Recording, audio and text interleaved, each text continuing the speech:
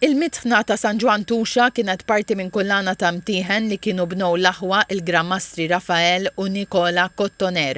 Huma kienu bnew diversi mtieħen oħra madwar Malta u f'Bormla kien hemm din u mitħna oħra naħa ta' Santa Margherita. Il-perit Amanda De Giovanni mid-Dipartiment tar-Restawr u l-Preservazzjoni spjegat l-istorja ta' din il-mitħna. Min studji anka mill-Università eċetera jidher li jista' jkun li ma kienx fil-bidunet tagħha ma kienx biss għall-qamħ imma kienet l-ewwel bħala gunpowder, ġifieri biex jitħnu il-gunpowder.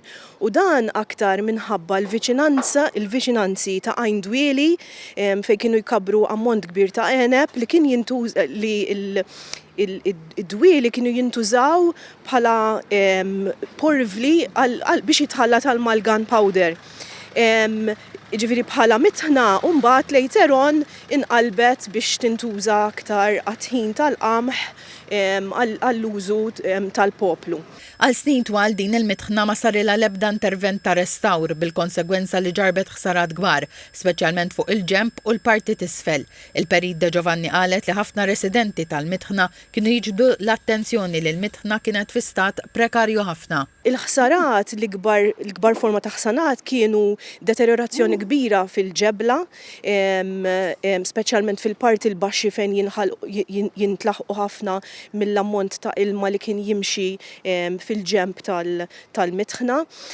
Però anke l-partijiet għoljin tal-mitħna kellhom ħsarat kbar ta' deteriorazzjoni tal-ġebla.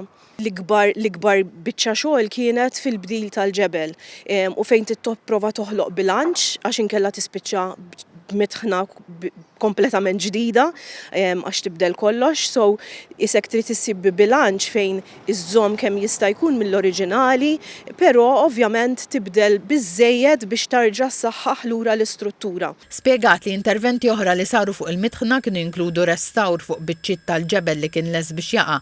Ix-xogħol ta' restawr fuq il-mitħna beda s-sajf li għadda u mistennijiet l-esta f'Marzu li ġej b'investiment ta' madwar 318,000 euro. Il-perit De Giovanni qalet li l-proġett jinkludi sistema ġdida ta' dawl biex il-mitħna tkun mixawla.